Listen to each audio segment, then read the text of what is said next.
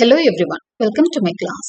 இன்னைக்கு கிளாஸ்ல நாம பார்க்க போற topic semantics and conceptual meaning versus associative meaning. இந்த டூ டாபிக்ஸும் தான் பார்க்க போறோம். இது செகண்ட் பிஜி ஸ்டூடெண்ட்ஸ்க்கு லாங்குவேஜ் அண்ட் லிங்குவிஸ்டிக்ஸ் பேப்பர்ல யூனிட் 5ல ஃபர்ஸ்ட் அண்ட் செகண்ட் டாபிக்கா அமைஞ்சிருக்கு. Before we get into the class, a kind request, நம்ம சேனல் இன்னும் சப்ஸ்கிரைப் பண்ணலைன்னா சப்ஸ்கிரைப் பண்ணுங்க, உங்க ஃப்ரெண்ட்ஸ்க்கும் ஷேர் பண்ணுங்க, சஜஸ்ட் பண்ணுங்க. Thank you. Semantics is the study of meaning in language. It focuses on how words, phrases and sentences convey ideas, concepts and emotions. So, இந்த paper ஃபுல்லா பாத்தீங்கன்னா ஒரு ஐடியாவோட இருக்கும். ஃபர்ஸ்ட் யூனிட்ல ஃபனட்டிக்ஸ் படிச்சிருப்போம். அது வந்து study of sounds. Okay, second unit பாத்தீங்கன்னா மார்ஃபாலஜி இருக்கும். அது study of words. Third unit பார்த்தீங்கன்னா கிராமர் இருந்திருக்கும். அடுத்தது ஃபோர்த் யூனிட்ல த ஸ்ட்ரக்சர் ஆஃப் கிராமர், அது இந்த ஸ்ட்ரக்சரல் அனாலிசிஸ் சின்டாக்ஸ் பத்தி படிச்சிருப்போம் தேர்ட் யூனிட்ல. ஃபோர்த் யூனிட்ல வந்து அந்த சின்டாக்டிக்கல் அனாலிசிஸ், இந்த ட்ரீ டயக்ராம், எப்படி வந்து ஒரு sentence, phrase structure rules, sentence structure ரூல்ஸ்னு எப்படி அதை பிரிப்போம், அதெல்லாம் ஃபோர்த் யூனிட்ல படிச்சிருப்போம். ஸோ ஃபிஃப்த் யூனிட்ல தான் நம்ம செமான்டிக்ஸ் படிக்க போறோம். அப்போ செமான்டிக்ஸ்னா என்னன்னா, it is the study of meaning in language. லாங்குவேஜோட மீனிங் படிக்கிறது தான் வந்து அடுத்தடுத்த ஸ்டேஜுக்கு நம்ம போறோம். இப்போ செமான்டிக்ஸ் வந்து it is the study of meaning in language. It focuses on how words, phrases and sentences convey ideas, concepts and emotions. அப்போ இதோட ஃபோக்கஸ் எதுல இருக்கு? வேர்ட்ஸ், ஃப்ரேஸ், சென்டென்ஸ், இது என்ன ஐடியா கன்வே பண்ணுது, என்ன கான்செப்ட், என்ன இமோஷன், இதை பத்தி சொல்றது தான் semantics. Okay, so semantics examines how meanings are structured and interpreted within a language. அதுதான் இப்போ semantics ஓட வேலை. Right? Let us look into that detailedly. Yes. To see detailedly, in linguistics, semantics is often divided into several subfields. Some of the major types of semantics or semantics வந்து நம்ம என்ன பண்றோம் அப்படின்னு சொல்லி நிறைய சப்ஃபீல்ட்ஸா டிவைட் பண்ணியிருக்கிறோம். அதெல்லாம் என்ன அப்படின்னு பார்த்தீங்கன்னா lexical semantics, formal semantics, conceptual semantics, pragmatics etcetera, இந்த மாதிரி நிறைய மேஜர் டைப்ஸ் இருக்கு. இதுல 3 டைப்ஸ் மட்டும் நம்ம இன்னைக்கு கிளாஸ்ல பார்க்க போறோம். இன்னைக்கு கிளாஸ்ல மீன்ஸ் நம்ம இது மட்டும் நீங்க எழுதினீங்கன்னா போதும், major types. Okay, lexical semantics. Lexical semantics is the study of word meanings. அப்போ வேர்ட் மீனிங்ஸ் பார்க்கறது தான் செமான்டிக்ஸ். லெக்சிக்கலும் அதுதான். It focuses on individual words and how they relate to each other.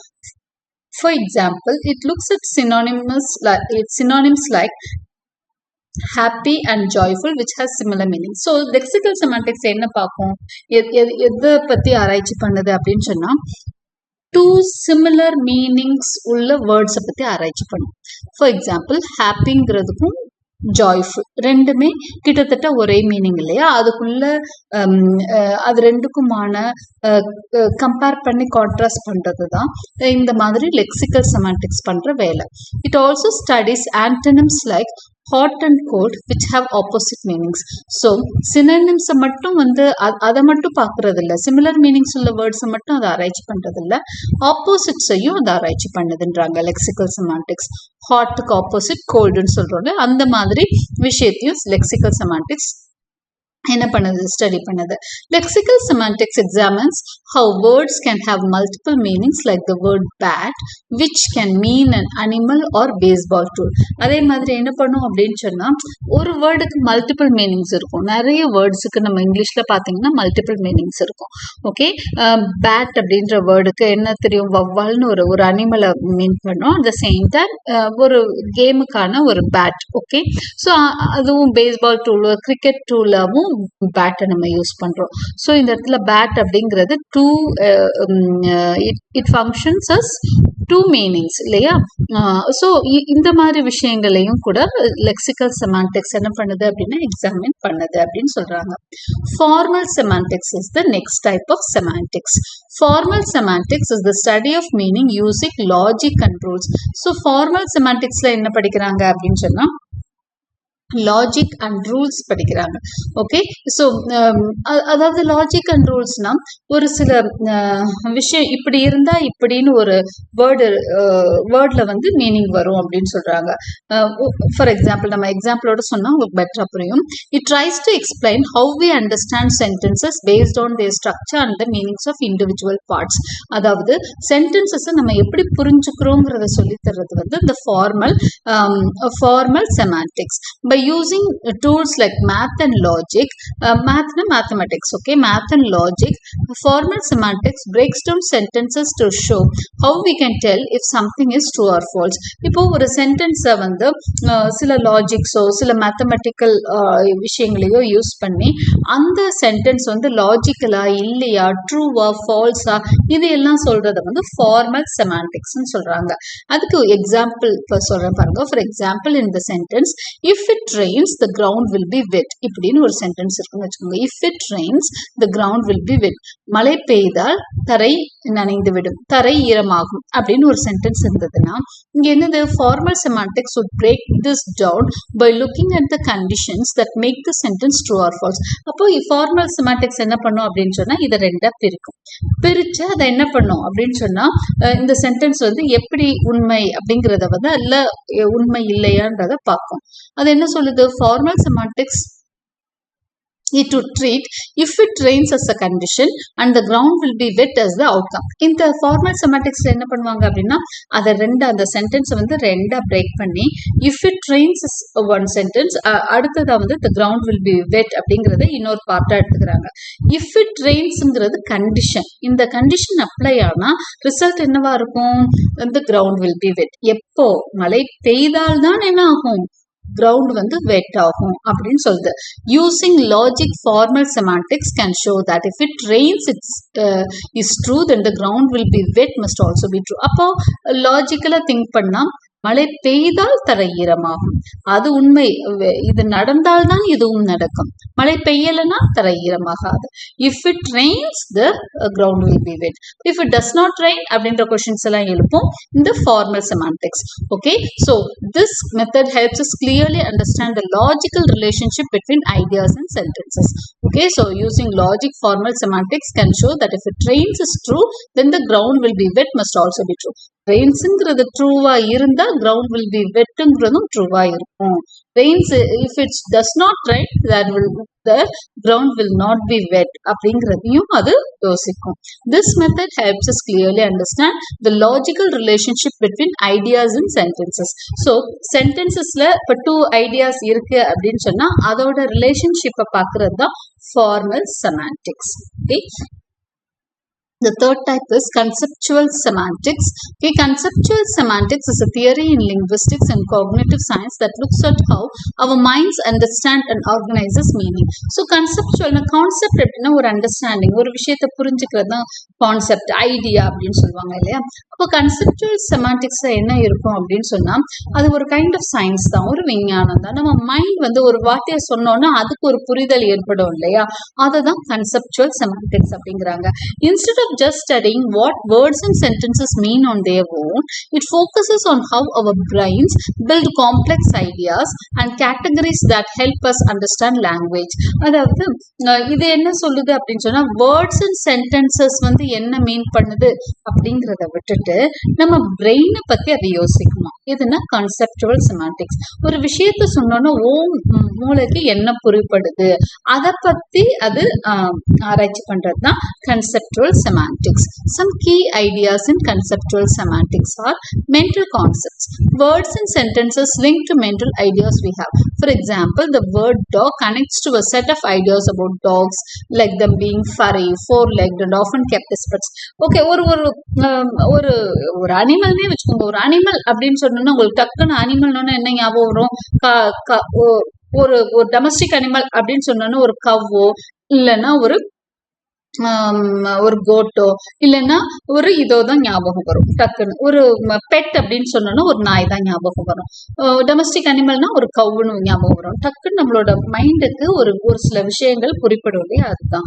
Okay, இங்க பாருங்க, டாக்னு சொன்னோன்னா நம்மளுக்கு என்ன வரும்? ஒரு பெட்டோட, அதாவது வீட்டுல ஒரு ஃபர்ரி அனிமல், அதாவது ஒரு பொமெரேனியன் வளர்த்துட்டு இருக்கிறாங்க, உங்க பக்கத்து வீட்லயோ உங்க வீட்லயோ எல்லாம் வளர்த்துட்டு இருந்தீங்கன்னா, அதுக்கப்புறம் டாக்னு சொன்னோன்னா அந்த ஐடியா தான் உங்க மனசுக்குள்ள வரும். அப்ப மென்டலா நீங்க ஃபிக்ஸ் ஆயிருப்பீங்க, டாக்னா இதுதான் அப்படின்னு சொல்லிட்டு. எத்தனையோ டாக் ஃபெரோஷியஸாலாம் இருக்கும், அதெல்லாம் நம்ம யோசிக்க மாட்டோம்.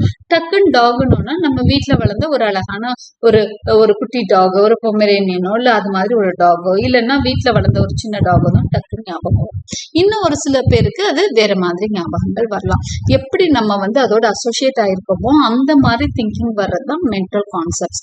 Frames and schemes. Our brains use frames or sets of expectations for different ideas. For example, a restaurant frame includes parts like the waiter, the customer and the menu, along with actions like ordering and paying. இதே மாதிரி தான் frames and schemes. அப்படியே frame பண்ணிருமா மனசு. இப்போ நம்ம restaurant போறோம் அப்படின்னு சொன்னோம்னா அப்படியே மனசு வந்து ஒரு ஃப்ரேம் பண்ணுமா. எப்படி? ஒரு ஒரு ரெஸ்டாரண்ட் ஒரு பெரிய இடம், அங்க வந்து டேபிள்ஸ் இருக்கும், சேர்ஸ் இருக்கும், வெயிட்டர் இருப்பான், நம்ம பே பண்ணுவோம், நம்ம சாப்பிடுவோம் அப்படின்னு சொல்லிட்டு மனசுக்குள்ள ஒரு ஐடியா வரும். சினிமா தியேட்டர் அப்படின்னா அதுக்கு ஒரு ஃப்ரேம்டு ஐடியா இருக்கும். மேபி அங்க டிஃப்ரெண்டா இருக்கலாம், பட் உன் மனசுக்குள்ளன்னு ஒரு ஐடியா இருக்குன்னு சொல்றாங்க. ஓகே, இதுதான் வந்து some of the conceptual semantics. Okay, prototypes. When we think of a category, we often think of a typical example first. அதே மாதிரி தான் ஒரு விஷயத்தை பத்தி சொன்னோன்னா டிபிக்கல் எக்ஸாம்பிள் தான் முதல் ஞாபகம் வரும். ஃபார் எக்ஸாம்பிள், இன்னும் கூட நான் சிம்பிளிஃபை பண்ணி சொல்லணும், ஒரு ஒரு ஒரு பேய் படம் அப்படின்னு சொன்னோன்னா நம்மளுக்கு ஃபர்ஸ்ட் என்ன ஞாபகம் வரும்? ஒரு பாலடைஞ்ச ஒரு பங்களா, அப்படியே இருட்டு அப்படின்னு ஒரு ப்ரோட்டோடைப் ஞாபகம். ஓகே, ஒரு ஒரு விஷயம் வந்து நம்ம மனசுக்குள்ள செட் ஆயிருக்கும். ஓகே, பேய் அப்படிதான் வரணும் அப்படின்லாம் எதுவுமே கிடையாது இல்லையா. பட் நம்மளுக்கு ஃபர்ஸ்ட் பேய் படம் அப்படின்னாலே அந்த ஓப்பனிங் சீனே அப்படிதான் இருக்கும். இடி இருக்கும், மின்னல் இருக்கும், நைட் ஹவர்ஸா இருக்கும், மழை பெஞ்சிட்டு இருக்கும், ஒரு பாலடைஞ்ச பங்களா இருக்கும். அந்த மாதிரி ஒரு ப்ரோட்டோடைப் நம்ம மனசுக்குள்ள செட் ஆயிருக்கும். அது மாதிரி தான் ஃபர்னிச்சர் அப்படின்னு சொன்னா நமக்கு ப்ரோட்டோடைப்பா என்ன தோணும்? சேரும் சோஃபாவும் தோணும். வீட்டுல இருக்க எல்லாமே ஃபர்னிச்சர் தான், பட் நம்மளுக்கு எது டக்குன்னு வந்து சேரோ சோஃபாவோ தான் ஃபர்னிச்சர்னு தோணும். இதுதான் ப்ரோட்டோடைப்ஸ். ஓகே, வெஹிக்கிள்ஸ்னா காரை தான் டக்குன்னு வெஹிக்கிள் அப்படின்னு பார்ப்போம் நம்ம, ரைட்? ஸோ நமக்கு எது வந்து யூஸ்டு ஆயிருக்குமோ அதெல்லாம் நினைக்கிறது தான் வந்து கன்செப்டுவல் செமாட்டிக்ஸ். இப்போ இது மூணுமே கிட்டத்தட்ட ஒரே மாதிரி தான் இருக்கும், பட் சின்ன சின்ன சேஞ்சஸோட mental concepts, frames and schemes, prototypes பார்த்தோம். இது எல்லாமே this all belong to conceptual semantics. அப்போ செமாட்டிக்ஸ் நம்ம வந்து 3 important types of semantics பார்த்திருக்கோம். One is lexical semantics, the second one is formal semantics, and the third one is conceptual semantics. Semanticsல நிறைய types இருக்கு, நாம பார்த்திருக்கிறது 3 major types of semantics. Okay, இதுல second topic அப்படின்னு பாத்தீங்கன்னா இந்த யூனிட்ல conceptual meaning versus associative meaning, இது ரெண்டுக்குமான வித்தியாசம் தான் இந்த செகண்ட் டாபிக்கா கொடுத்துருக்காங்க. கிட்டத்தட்ட நம்ம படிச்சதே தான், அதனாலதான் இதோட நான் சேர்த்து வச்சிருக்கேன். Conceptual meaning and associative meaning are 2 distinct types of meaning in linguistics that help us understand how words and expressions carry significance. நம்ம ஆல்ரெடி இப்ப படிச்ச மாதிரியே தான் இருக்கும் இந்த டாபிக், அதனாலதான் நான் அப்படியே சேர்ந்து இதையும் வச்சிருக்கேன். இது ஒன்னும் பெருசா எந்த வித்தியாசமும் கிடையாது நம்ம படிச்சதுல இருந்து. இப்போ கன்செப்டுவல் மீனிங் நம்ம ஆல்ரெடி பார்த்ததுதான். Conceptual meaning is the basic literal meaning of a word, what it directly refers to. It is the first thing we think or when we hear a word, and it usually stays the same no matter the situation. அப்போ ஒரு வார்த்தையை கேட்டோம்னா டக்குன்னு நம்ம மனசுக்கு படுது இல்லையா, அதை தான் கன்செப்டுவல் மீனிங்னு சொல்றோம். Okay, for example, the conceptual meaning of the word dog is simply a 4-legged animal that people often keep as a pet. அப்போ ஒரு டாக் அப்படின்னா பெட் டாக் தான் நம்ம மனசுக்கு ஞாபகம் வரும். நிறைய வேட்டு நாய்கள்லாம் இருக்கலாம், பட் நம்ம மனசுக்கு வர்றது ஒரு ஃபர் டாக், ஒரு அல்சேஷனோ, ஒரு பொமரேனியனோ இல்ல ஒரு டாபர்மேனோ, ஏதோ வீட்டுல வளர்க்குற ஒரு டாக் தான் ஞாபகம் வரும். ட்ரீ அப்படின்னு சொல்றப்போ it refers to a large perennial plant with a trunk and branches. Tree அப்படின்னோட நம்ம இமேஜினேஷனுக்கு வர்றது ஒரு பெரிய மரம். ஓகே, நல்ல நிழல் தரக்கூடிய பெரிய மரம் தான் நம்ம மனசுக்குள்ள வரும். குட்டி குட்டி ட்ரீஸ் எல்லாம் கூட நிறைய இருக்கும், பட் நம்ம மனசுக்கு வர்றது ஒரு பெரிய ட்ரீ தான் ஞாபகம் வரும். ஓகே, இந்த மைண்ட் வந்து அப்படியேவும் ஃபிக்ஸ் ஆகிருக்கும் ஒரு சில விஷயங்கள்ல. ஓகே, இதுதான் வந்து என்னது கன்செப்டுவல் மீனிங். இது நம்ம ஆல்ரெடி பார்த்தது. இப்போ அசோசியேட்டிவ் மீனிங்னா என்னன்னு பார்க்கலாம். Associative meaning is the extra feelings or ideas we connect to a word beyond its basic definition. அப்போ அசோசியேட்டிவ் மீனிங்னா என்னன்னா, நமக்கு புரிதல் ஏற்படுதில்ல, அதோட சேர்ந்து ஒரு சில ஃபீலிங்ஸும் ரிலேட் ஆகி வருமா. சிலப்போ ஒரு சில பாடல்கள்லாம் கேட்குறப்போ நமக்கு நோஸ்டாலஜிக்காக ஃபீல் பண்ணுவோம். ஓகே, நோஸ்டாலஜிக் அப்படின்னு சொன்னால் ஏதோ ஒரு விஷயத்தோடு நம்ம ரிலேட் பண்ணிக்குவோம் இல்லையா. ஒரு பாட்டி வீடை ஞாபகம் வரும், இல்லை ஏதோ ஒரு விஷயம் வந்து ஞாபகம் வரும். அந்த மாதிரி எக்ஸ்ட்ரா ஃபீலிங்ஸ் வந்து ஆட் பண்ணும் அசோசியேட்டிவ் மீனிங்ஸ் அப்படிங்கிறது. அதை தான் சொல்றாங்க. These associations can be different for each person or culture. ஆனால் இந்த அசோசியேஷன்ஸ் வந்து பார்த்தீங்க அப்படின்னு சொன்னால் இப்போ கன்செப்டுவல் மீனிங் மாதிரி ஒரு ஐடியாவால கொடுக்க முடியாது. ஒவ்வொருத்தருக்கும் ஒரு மாதிரி இருக்கும் அப்படின்னு சொல்றாங்க. அவங்கவுங்க அந்த வேர்டோட எப்படி ரிலேட் ஆகுறாங்களோ அதை பொறுத்து தான் அசோசியேட்டிவ் மீனிங் டிஃபர் ஆகும் அப்படின்னு சொல்றாங்க. இப்போ நம்ம வந்து டிஃபரன்சியேஷன் தான் பார்க்குறோம். எதுக்கும் இடையில கன்செப்டுவல் மீனிங்க்கும் அசோசியேட்டிவ் மீனிங். கன்செப்டுவல் மீனிங்னா ஒரு வேர்டை கேட்டோன்னு நமக்கு ஏற்படுற புரிதல் தான் கன்செப்டுவல் மீனிங். அசோசியேட்டிவ் மீனிங்னா அந்த புரிதலோட சேர்ந்து ஒரு சில இமோஷன்ஸும் நமக்கு ஃபீல் பண்ணுவோம். அதுதான் அசோசியேட்டிவ் மீனிங். அதுக்கு எக்ஸாம்பிள்ஸ் சொல்றாங்க பாருங்க. த வேர்ட் டாக், அதே எக்ஸாம்பிள் தான் எடுத்துக்கிறாங்க. டாக்னு எடுத்துக்கிறாங்கன்னு வச்சுக்கோங்க. அப்போ ஒரு சில பேருக்கு அது அனிமலா தோணும், ஒரு சில பேருக்கு டாக் அப்படின்னா லாயல்ட்டி, ஃப்ரெண்ட்ஷிப் அப்படின்னு தோணும். ஒரு சில பேருக்கு நாயை பார்த்தாலே பயமா இருக்கும். ஓகே, நாயினாலே அலர்ஜியா இருக்கும், ஐயோ பக்கத்துல வந்தாலே இரிட்டேட் ஆவாங்க. ஸோ அது வந்து ஏதோ ஒரு விஷயத்துல அவங்க பாதிப்படைஞ்சிருக்கலாம், அதனால ஒரு இரிட்டேஷன். இதெல்லாம் அசோசியேட்டிவ் மீனிங்ஸ். இப்போ ட்ரீங்கிறது நிறைய பேருக்கு வந்து அது ஒரு பெரிய மரம் மாதிரி தெரியும். இன்னும் சில பேருக்கு வந்து அதை ரிலேட் பண்ணுவாங்க. ட்ரீனா அமைதி, அப்படியே ரெஸ்ட் எடுக்கலாம், அப்படியே பீஸ்ஃபுல்லா இருக்கும், ஒரு நேச்சர் அப்படின்ற மாதிரி வேற மாதிரி அசோசியேட் ஆவாங்க. ஓகே, சைல்டுஹுட் மெமரிஸ், அதான் நான் சொன்னேன் இல்லையா, ஒரு சாங்கை கேட்குறப்பயே நமக்கு நோஸ்டாலஜிக்கா இருக்கும் அப்படின்லாம் சொல்றேன்ல. இல்லை ஒரு வாசம், ஏதோ ஒரு தாளிப்பு வாசம், அப்போ வந்து உங்களுக்கு பாட்டி செய்யற சமையல் மாதிரி இருக்கு, இல்லை அம்மா செய்யற சமையல் மாதிரி இருக்கு. ஏதோ ஒன்று நம்ம வெளியூர்ல இருக்கிறப்போ அந்த வாசம் வந்து அம்மாவை ஞாபகப்படுத்தும் இல்லையா. அது மாதிரி தான் ஒரு சில வேர்ட்ஸுக்கும் என்னவா இருக்குமா, அசோசியேட்டிவ் மீனிங்ஸ் கொடுக்குமா. ஓகே, அதோட ரிலேட் பண்ணி கொடுக்கும். அப்போ இது வந்து ஒவ்வொருத்தருக்கும் யூனிக்கா இருக்கும், டிஃப்ரெண்டா இருக்கும். while for others it might symbolize growth or even environmental concerns. அப்போ ஒவ்வொருத்தருக்கும் ஒவ்வொன்று ஞாபகப்படுத்தும். அப்போ ஒரு பெரிய ட்ரீ வந்து ஒரு சிலருக்கு என்ன பீஸ், ஒரு சிலருக்கு நேச்சரை ஞாபகப்படுத்தலாம், ஒரு சிலருக்கு சைல்ட்ஹுட் மெமரிஸை ஞாபகப்படுத்தலாம். அந்த ட்ரீக்கு கீழே அவங்க நிறைய இது மாதிரி பெரிய ட்ரீ கீழே விளையாடி இருக்கலாம், உடனே அந்த ஞாபகங்கள் வரலாம். ஸோ ஒரு விஷயத்த பார்த்தோம்னா அசோசியேட் ஆகுறாங்க இல்லையா, அதுதான் associative meanings. Okay, key differences இது ரெண்டுக்கும் இடையில என்ன, நம்ம வேர்சஸ் தானே பார்த்தோம். Conceptual meaning is about literal core cognitive content. அப்போ லிட்ரல் கண்டென்ட் என்ன சொல்றாங்களோ அதை புரிஞ்சுக்கிறது வந்து கன்செப்டுவல் மீனிங். அசோசியேட்டிவ் மீனிங்னா அதோட சேர்த்து பர்சனலா இமோஷனல் கண்டெக்சுவல் அசோசியேஷன்ஸ் தான் அது அசோசியேட்டிவ் மீனிங். ஸோ இதுதான் first 2 topics in the 5th unit of language and linguistics paper. Hope you understood. Like and subscribe for more such videos. Press the bell icon for continuous notifications, and thank you for watching.